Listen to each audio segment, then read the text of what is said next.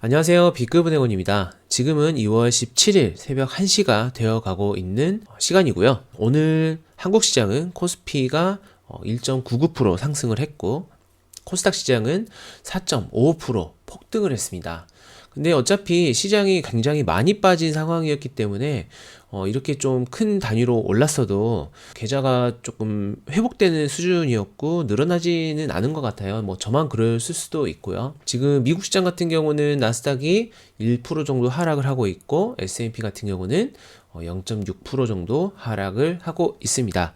지정학적 리스크가 조금 완화되는 듯 하다가도 아직 러시아 군대가 철수하지 않았다. 이런 뉴스들이 혼재되면서 시장의 어떤 그 정확한 방향성을 알려주기가 좀 어려운 것 같아요.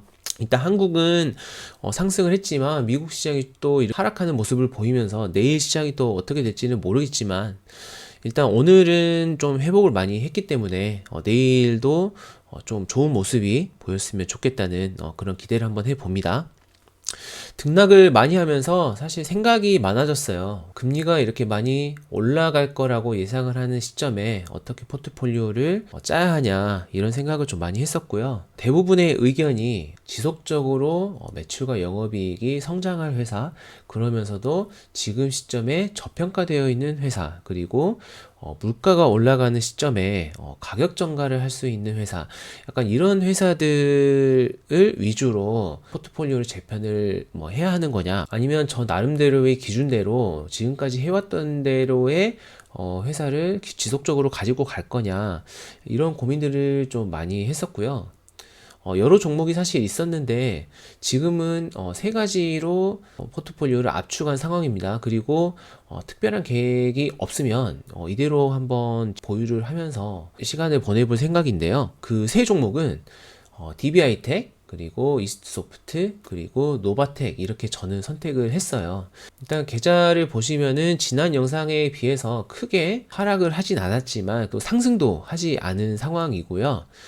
지수가 반등을 하긴 했지만 제 계좌는 일단 조금 그대로인 상황이라서 리밸런싱을 조금 잘못한 부분도 있지 않나, 좀 그런 생각도 하고는 있습니다. 근데 뭐 제가 선택한 거기 때문에 이거는 어쩔 수 없는 것 같고요. 일단 오늘은 그래도 반등이 좀 세게 나와서 어느 정도 회복을 했기 때문에 그래도 나를 위안을 삼고 이 회사에 대한 지속적인 팔로우업을 하면서 시간을 보내보도록 하겠습니다.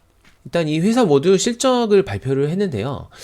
DB하이텍과 이스트소프트, 노바텍 다 어느 정도 양호한 실적을 발표를 했어요. 특히 DB하이텍 같은 경우는 상당히 예상 컨센서스보다 더 월등한 실적을 공시를 했는데요. DB하이텍 실적부터 먼저 보시면, 먼저 매출액을 보시면 작년 대비 한 30%더 매출이 늘어났고요. 영업이익 같은 경우는 66% 정도 늘어났고, 당기순이익 같은 경우는 90% 이상 늘어나는 수치를 공시를 했습니다. DB하이텍 관련 영상을 제가 만든 게 있었는데, 현재 DB하이텍 같은 경우는 8인치 파운드리를 생산하는 업체입니다. 근데 이 8인치 파운드리가 굉장히 지금 쇼티지가 발생하고 있어요. 그리고 이게 언제 완화될지도 사실은 불분명합니다. 그래서 작년 같은 경우에는 실적이 굉장히 잘 나왔고요. 판가도 인상된 부분이 있었고, 물론 원자재 부분도 오른 부분이 있었지만 그거를 상쇄시키면서 굉장히 좋은 실적을 냈어요. 그리고 올해 같은 경우는 지금 증권사에서 발표한 어떤 컨센서스 예상치가 영업이익이 6천억 원 정도 될 거다 발표를 하고 있고요. 판가를 인상을 계속하고 있기 때문에 DB하이텍 같은 경우도 판가 인상이 지속적으로 이루어질 거다. 올해 생산하려고 하는 물량을 모두 예약이 끝났기 때문에 일단 올해 실적 같은 경우는 거의 걱정할 필요는 없을 것 같고요. 근데 이런 쇼티지가 계속 발생하게 되면은 내년 생산 물량도 예약을 미리 받지 않을까, 그런 생각도 해볼 수 있지 않을까요? 이 PMIC라고 해가지고 자동차에 들어가는 반도체 자체가 지금 전기차라든지 자율주행으로 인해서 반도체가 들어가는 개수 자체가 굉장히 늘어나고 있기 때문에 이 지금 현재 전 세계적으로 발생하고 있는 쇼티지가 바로 끝나진 않을 거다.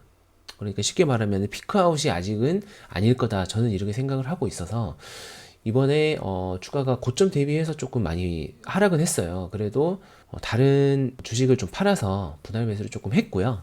지금도 뭐 마이너스긴 한데 시간이 지나다 보면 다시 플러스로 가고 주가는 더 오를 거라고 저는 예상을 하고 있습니다. 그리고 이스트소프트도 오늘 조금 반등이 나왔는데요. 이스트소프트 실적도 한번 보실게요. 매출액이 894억으로 전년 대비해서 한 7% 정도 늘었고요. 영업이익 같은 경우는 111%가 올랐고, 그 다음에 당기순이익도 41%가 올랐어요. 그러니까 2020년 대비해서는 굉장히 일을 잘했다, 이렇게 평가를 할 수 있겠고요. 회사에서 제시하는 올해 달성 목표 매출은 이제 1,000억 원 정도를 생각을 하고 있습니다. 이 회사가 순이익률이 한 11%에서 11.5% 정도 되기 때문에 1,000억 원을 하게 되면 당기순이익이 110억 원 정도 발생을 하는 상황이고요. PER로 보면 16에서 17 사이 정도 되는 시점이기 때문에 다른 어떤 그 저평가된 회사들에 비하면 PER이 높은 건 맞지만 그래도 매년 지속적으로 성장할 거다, 이런 생각을 가지고 보유를 한번 해보려고 합니다. 소프트웨어를 판매해서 나오는 이익이 베이스가 되고 신사업으로 진행을 하고 있는 어떤 여러 가지 건들이 매출을 더 늘려주고 이익도 더 늘려줄 거라고 저는 생각을 하고 있거든요. 그래서 PER만 보게 되면 높은 편일 수는 있지만 시간이 지나면서 매출과 이익이 늘어나게 되면 PER이 낮아지는 효과가 있을 거고요. 거기에 따라서 주가도 어느 정도 우상해 할 거다, 저는 그렇게 생각을 하고 보유를 해볼 생각입니다. 그리고 이제 노바텍 같은 경우도 실적이 나름 잘 나왔는데요. 공교롭게도 이 세 개 회사들이 주가가 다 하락을 한 다음에 오늘 반등이 나왔어요. 그래서 어느 정도 시세를 지켜주면서 반등이 나왔으면 평가 금액이 조금 더 올라갔을 텐데 그런 부분이 조금 아쉬운 게 있고요. 노바텍 같은 경우도 실적을 한번 보고 가보도록 하겠습니다. 노바텍 같은 경우는 매출액이 900억 원이 나왔고요. 전년도 대비 33.4% 정도 더 많이 나왔고, 영업이익 같은 경우도 전년도 대비 12.3%가 올랐고요. 당기순이익 같은 경우는 전년 대비 26% 정도 올랐어요. 341억 정도 작년에 순이익을 냈고요. 영업이익률이 굉장히 좋은 회사이기 때문에 매출이 많이 발생하면 발생할수록 순이익이 많이 쌓이기 때문에 좋은 회사가 아니겠습니까? 그리고 이번에 삼성에서 또 신제품으로 갤럭시 태블릿을 발표를 했죠. 근데 그게 인기가 굉장히 좋아서 상당히 많이 주문이 되고 있는 상황인 것 같고요. 거기에 이 회사의 제품이 많이 탑재가 될 거기 때문에 어느 정도 올해도 실적이 괜찮게 나올 것 같다. 그리고 폴더블 폰에도 이 회사의 자석이 들어가기 시작합니다. 그래서 신제품이 나오게 되면은 그 효과도 있을 거고요. 그래서 올해에 예상되는 매출과 이익이 작년보다는 더 많이 나올 거다, 저는 그렇게 예상을 하고 보유를 해 보려고 계획 중에 있습니다. 일단 이 세 가지 회사의 어떤 기준이 작년보다는 올해 매출과 영업이익, 순이익이 더 많이 나올 거고, 적어도 2023년까지는 지속적으로 매출과 이익이 늘어날 수 있는 회사를 저는 나름 선택을 했다고 생각을 해요. 그래서 시장의 등락과 함께 뭐 주가의 상승과 하락도 있겠지만 결론은 주가는 우상해 할 거다라는 생각을 가지고 보유를 한번 해보도록 하겠습니다. 요새 실적 발표가 굉장히 많이 하고 있어요. 그래서 저도 다트 공시 사이트 가가지고 공시를 여러 개 보고 있는데요. 굉장히 실적들이 좋은 회사도 있고, 이제 흑자 전환한 회사도 있고, 적자로 전환된 회사도 있고요. 실적 시즌이기 때문에 공시로 인해서 주가의 등락이 굉장히 심하게 발생할 수가 있을 것 같아요. 그래서 여러분들께서 보유 중인 회사의 실적들을 꼭 체크를 한번 하시고요. 그 회사들의 실적, 그리고 올해 예상 실적, 그리고 전방 산업이 어떻게 될 건지 이런 부분을 체크해서 향후 뭐 1년에서 2년 그리고 3년 뭐 이 정도의 기간 동안 작년보다는 올해 그리고 미래의 매출액과 영업이익이 더욱 기대되는 상황이라면 이런 변동성 있는 장에서는 그냥 보유하는 편이 낫지 않을까, 저는 그렇게 생각을 해요. 저도 힘들고 여러분도 당연히 힘드실 거예요. 시장의 변동성이 굉장히 크고 상승과 하락이 큰 폭으로 나오기 때문에 많이 빠진 날은 굉장히 우울할 거고, 그러다가도 반등이 오면은 또 기분도 좀 좋아질 거고, 이런 희비가 계속 엇갈리는 시기가 지금 시기인 것 같아요. 물론 주가가 등락을 하게 되면은 이런 마음가짐도 좋았다 나빴다 할 수 있겠지만 그래도 결론은 주가는 실적 따라간다. 그런 생각을 가지고 이런 변동성이 높은 장에서는 미래의 실적이 더 좋은 회사를 보유하는 전략으로 가보도록 하겠습니다.